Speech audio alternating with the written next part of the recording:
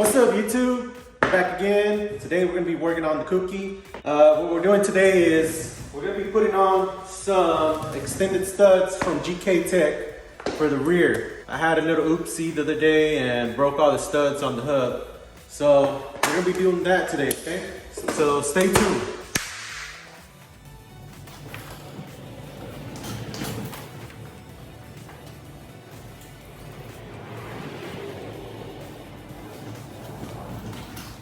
So there is two ways of putting in these studs in, which is actually pulling them in with a few washers, spacers, whatever you want to use.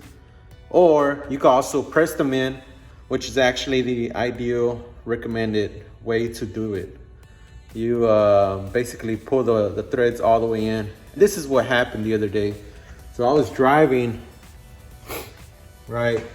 And I felt the car feel a little funny, so I pulled over and what did I find? All the studs broke on it, except for one. Luckily I made it back home, but it was a scary ride. No biggie, we're gonna change them out today. Cool.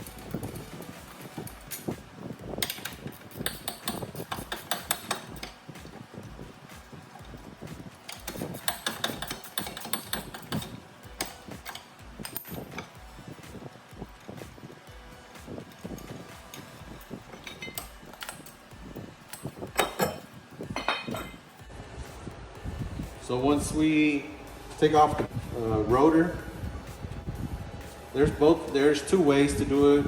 You could either press these out or just get a hammer and just hammer them out. I would recommend be pressed out because you could actually damage the bearings inside of the hub. But yeah, that's what we're gonna do.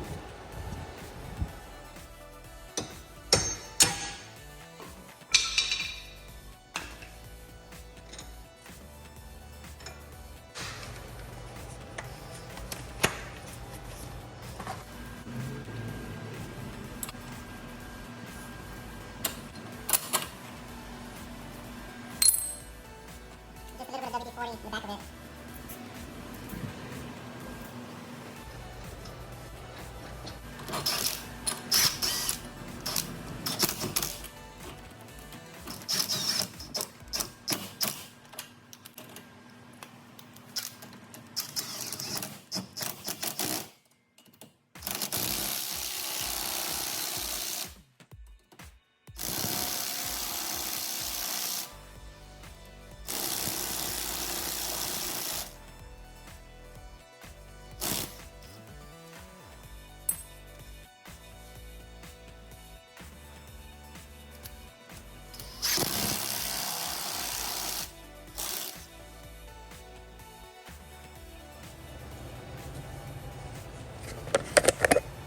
So in order to get the hub off, you have to remove 4 of these bolts off, right?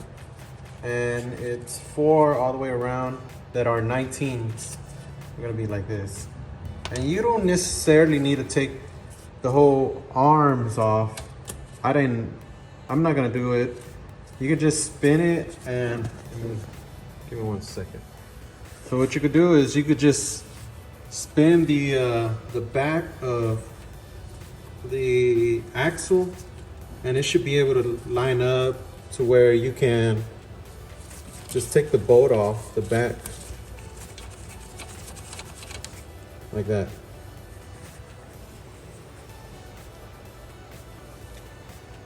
We're gonna do the other two on this side, and I might need to take off the coilover, but let's see how that goes. Cool.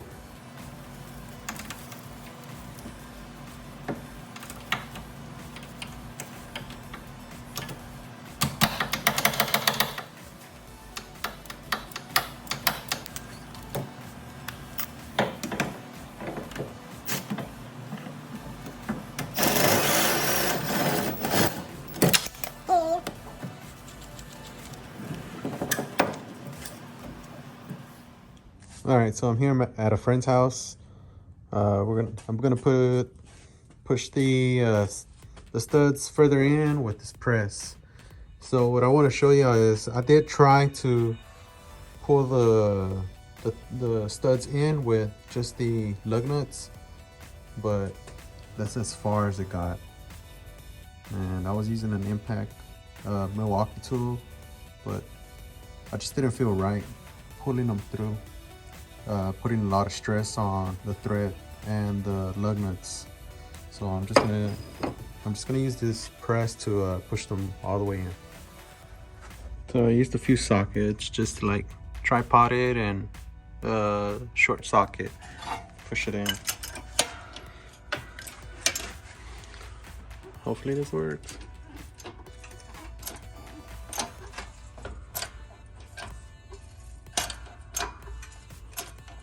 Oh, there it goes. Heck yeah.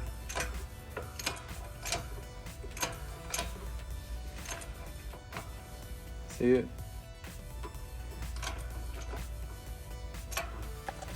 Sorry for moving this so much. I forgot my tripod.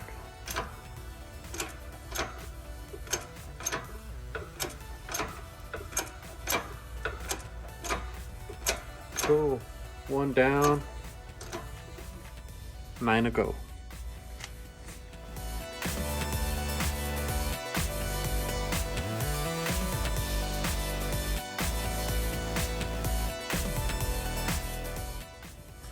So I just finished pressing the studs in, and that's exactly what I wanted. Them to be very flushed onto the hub. I'm gonna repeat the process for the next one.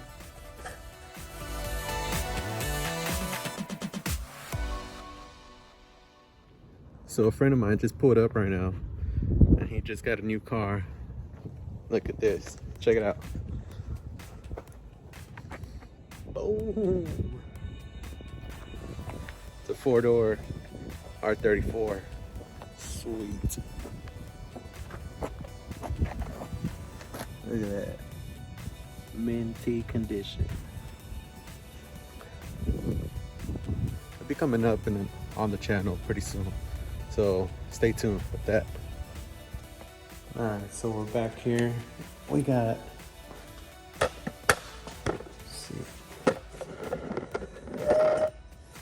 Got the hub back on together with the new studs. Basically, we just got to repeat the process of putting it in, putting it back together. Put this through, get your 4 bolts.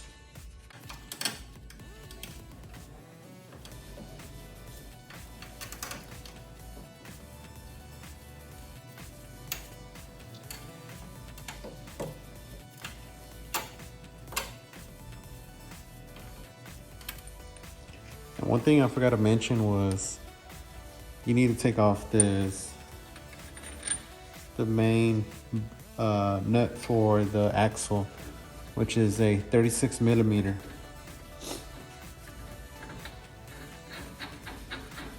Put that on. We're gonna do this And then we'll put the rotor back on, the brake, the caliper bracket, and the caliper itself. We'll put the coilover back on as well as soon as I finish bolting up all these four. Okay, cool.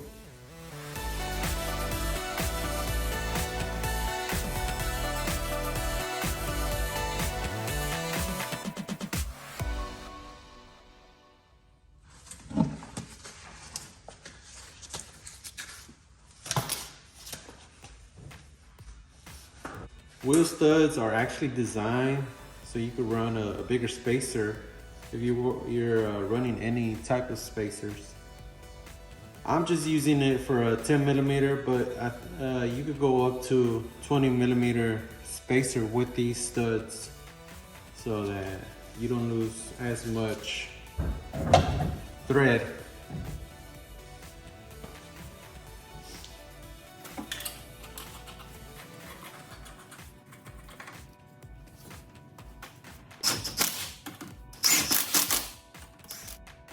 I did it two ways. I don't really recommend pulling the wheel studs in with just the lug nuts because they didn't really seat right, and I was able to use a press. So the press is actually more recommendable to put the new wheel studs in. Stay tuned. We're gonna do a few more things to the Kouki, but I think we're gonna have my buddy's R34 next. So see you next time.